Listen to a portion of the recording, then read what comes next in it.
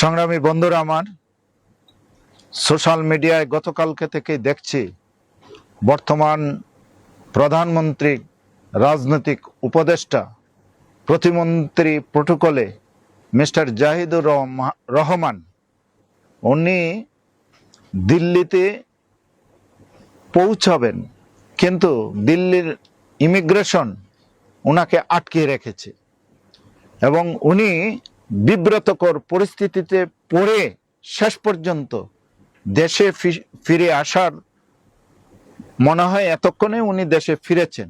একটা দেশের জন্য কতটুকু লজ্জাস্কর ব্যাপার। এই জাহিদুর রহমান এই ইন্ডিয়াকে নিয়ে ইতিপূর্বে বহু টকশো করেছেন এবং চরমভাবে ইন্ডিয়ার স্বার্থ সংশ্লিষ্ট এবং কূটনৈতিক বিষয় নিয়ে উনি প্রচুর সমালোচনা করেছেন।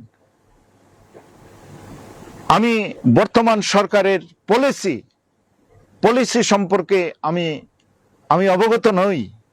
যে লোকটা এত বিতর্কিত, তাকে কেন দিল্লিতে পাঠানো হলো?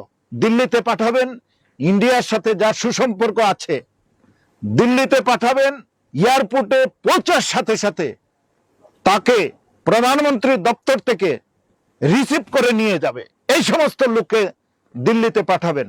আপনারা তা না করে জাহিদুর রহমানের মতো একজন লোককে পাঠালেন, যে জাহিদুর রহমান গণপ্রজাতন্ত্রী বাংলাদেশ সরকারের একজন প্রতিমন্ত্রী, প্রধানমন্ত্রীর রাজনৈতিক উপদেষ্টা।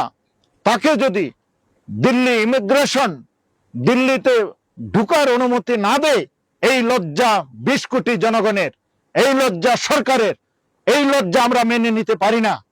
তা সরকারের কাছে আবেদন থাকবে, আপনারা সরকার পরিচালনা করছেন, জনগণের ম্যান্ডেট নিয়ে আসছেন, কিন্তু জনগণকে বিভ্রান্ত করে কোনো কাজ করা যাবে না। জাহিদুর রহমান সাহেবের সাথে একটা টিম কেন পাঠানো গেল না? যারা ওই দিল্লির সাথে তাদের চমৎকার যোগাযোগ আছে এবং দিল্লিতে বসে তারা সরকারের ইতিবাচক অনেক কাজ করতে পারে, তা না করে আপনারা জাহিদুর রহমানের মতো একজন লোক, বিতর্কিত লোককে পাঠালেন, যে কিনা ভারত বিরোধিতা করে অন্যান্য দেশের সাথে নেটওয়ার্কিং ব্যবস্থা করে ভারতকে কিভাবে বিব্রত করা যায় সেই উনি বিভিন্নভাবে প্রচারণা করেছেন। ইতিপূর্বে গোয়েন্দারা সেই খবর পেয়ে ওনাকে ঢুকতে পর্যন্ত দেয় না। এটা বাংলাদেশের 20 কোটি লোকের জন্য লজ্জাস্কর ব্যাপার। তাই বর্তমান সরকারের কাছে আহ্বান থাকবে, ভারতের সাথে সুসম্পর্ক রাখতে গেলে ভারতের সমমনা, ভারত প্রীতি নয়, আমরা বন্ধুত্বপূর্ণ সম্পর্ক চাই। সেই সম্পর্কই হবে। বাংলাদেশে বহু লোক আছে, রাজনৈতিক বলেন, সামাজিক বলেন, বহু লোক আছে যাদের সাথে ভারতের সম্পর্ক ওতপ্রোতভাবে জড়িত।